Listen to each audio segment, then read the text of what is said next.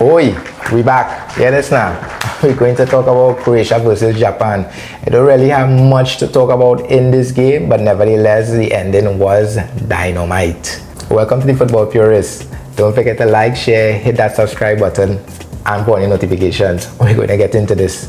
Coming into this game, we knew that Croatia was the better overall team, but I don't think we all expected Croatia to be playing Japan, right? Right? But nevertheless, Japan was there. And why was Japan there? Because they topped the group with Spain and Germany in it, kicking out the latter. Yeah, I hope they reach home safe. Kicking out the latter, and they were there. And from my point of view, they were there based on no more than a half an hour play. And I say no more than a half an hour play because scoring the 2 goals against Germany, scoring the 2 goals against Spain to get them to this point was really a matter about 30 minutes of play. Other than that, they ran, they were industrious. I mean, I like their movement, I like their fight, but in terms of quality compared to the 2 bigger teams from their group, they really stepped it up for that period and got the results that they wanted. So now they was in the round of 16 playing against who? None other than the Croats. The Croats that boast one of the best balanced midfield in the tournament, with Luka Modric in it leading the pack, right? So you wouldn't have really say, well, this was a foregone conclusion because of the results that Japan had before, but you would have really thought that with Modric and Brozovic in the middle, you would have thought they would have controlled the game a little better, which they did not. And this was because of the Japanese runners, the legs, the fitness. They really got at the Croats. They really bamboozled them. The only thing they were lacking was either the last ball or the finishing touch, and you would have had another surprise result if they had completed most of their build-up play. But nevertheless, with the kind of players and the kind of determination that the Croats have, you really cannot ride them out, and they got back into the game with an excellent header. Now, this is one of the most difficult headers that I have seen scored in a long while. The distance, the accuracy is phenomenal, is unbelievable, from none other than Perisic. Wow, what a header. I gotta give kudos to that. So game finishing 1-1 after 90 minutes, 90 plus, and after 120 minutes they went to penalties. And this we're going to be discussing here is one of the worst set of penalties I have seen in such a prestigious competition in a while. The Japanese really froze under the pressure, and saying that they had a lot of support in the stadium, so I would have thought they would have strived on being the underdogs and really step up and surprise Croatia, which you have to say was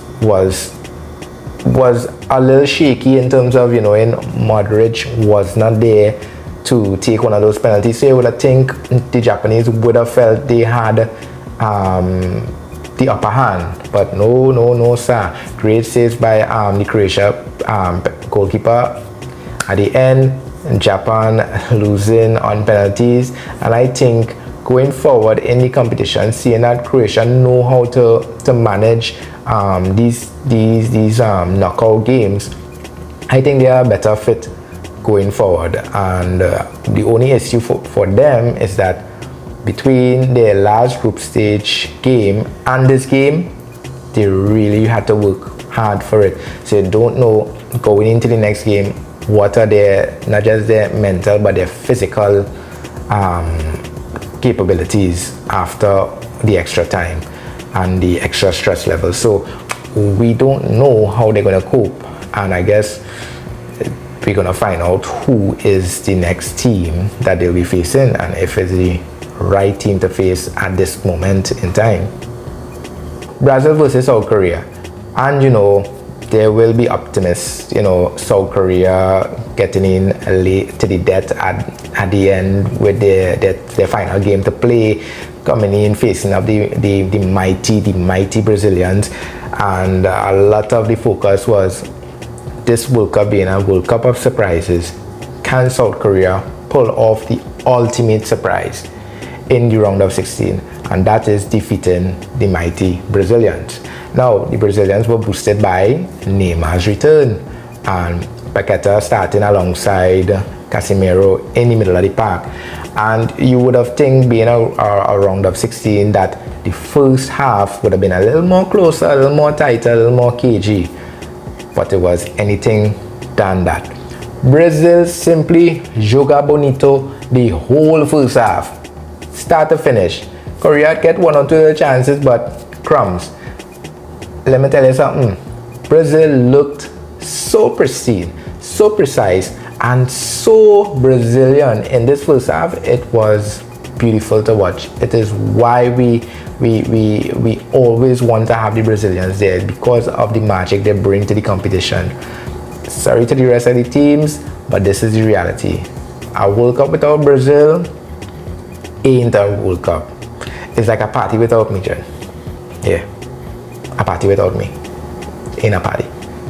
Anyhow, so Brazil took control of this game. Scorers Vinicius, Paqueta, Neymar from the penalty, and Richarlison just simply going forward at will, getting those shots in, getting the chances, clear-cut chances. And I guess the only person that you would have felt a little hard for was Rafinha. He really worked his socks off. He is one of the hardest working footballers in the game today. You can see it. He puts in a shift both defensively and in the attacking third. But he just couldn't get his goal. But I think it's coming. He just needs to relax a little bit, but he'll get his time to shine. Heung-min Son, the South Korean team, I mean, they really look shell-shocked after the second goal. It was like, what is going on here? This cannot be happening. All plans went out of the window.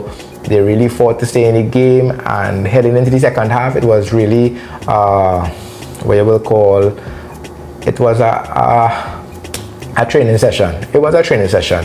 Neymar stayed on the pitch, which was good to see for him to catch back some form from missing those couple of games, and which also meant that his ankle would have healed and been in better shape, right? But nevertheless, it was really a training session. South Korea getting a consolation goal in the end, but we couldn't really doubt that Brazil would have won this game, because they are the outstanding favorites coming into this competition, right in front of Argentina and France. So kudos to them.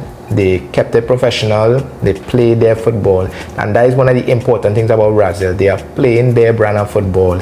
They haven't been too over European and too stringent on their performances. They have tried to add the flair and the magic whenever possible, whenever needed, but also they have defended that as a team, right? So you have to give them all congratulations and all respect heading into that quarterfinal game, and that is going to be an intriguing clash of styles. But nevertheless, it's one we have to look forward to, right? Brazil playing, how can you not?